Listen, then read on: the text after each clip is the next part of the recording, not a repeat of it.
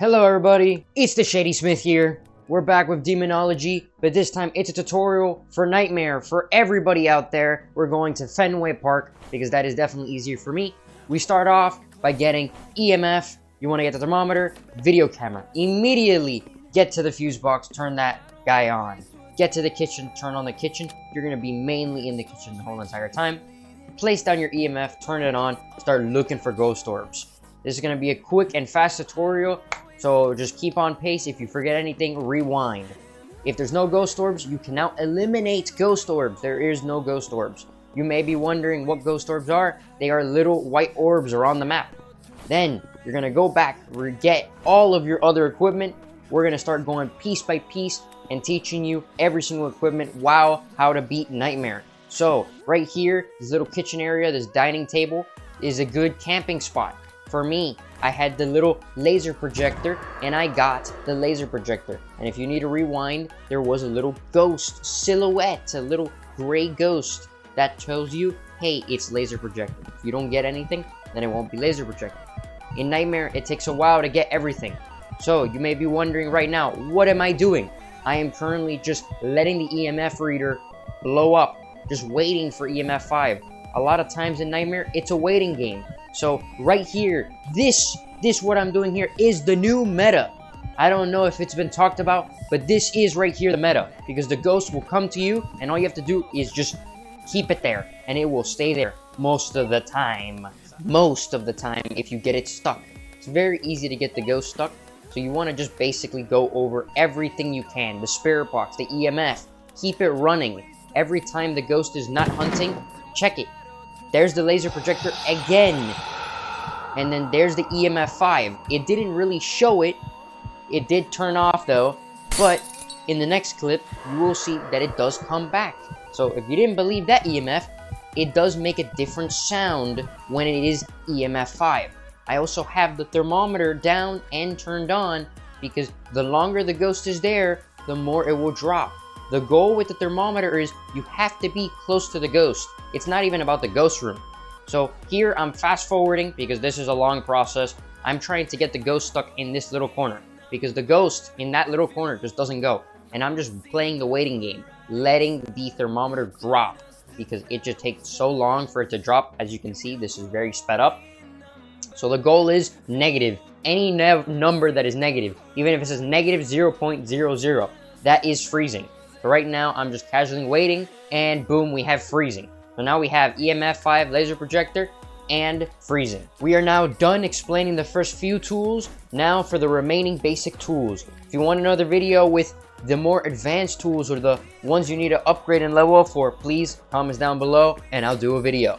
Anyways, continuing on. So we turn on the fuse box, back at it again, back into the little dining kitchen area. This time, we find the ghost orb.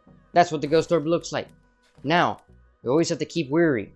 It could be a skinwalker. If you want to go back and pause it, skinwalker can produce fake ghost orbs. And now, I'm going to sit in this corner and try to get this guy stuck. And it took me a while, but it did not work at all.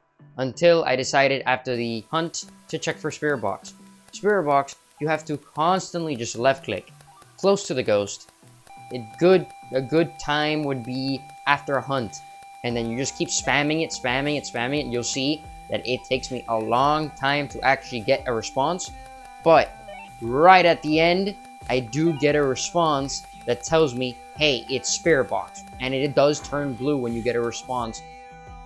So once you get the spirit box, now you have ghost orbs, you have spirit box, or any other evidence that you may receive.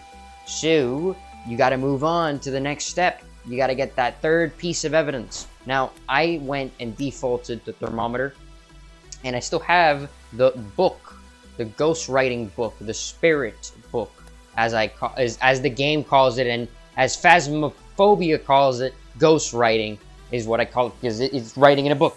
Anyways, at this point, I'm just kind of waiting for the ghost to pop up. And it does decide to pop up, but this time I decide to take a different approach, because what I was doing is just not working. So I decide to go down the left side here, because that looks like it works more efficiently. The thing is, it's very risky. but I think it's easy because the ghost kind of gets like very finicky there.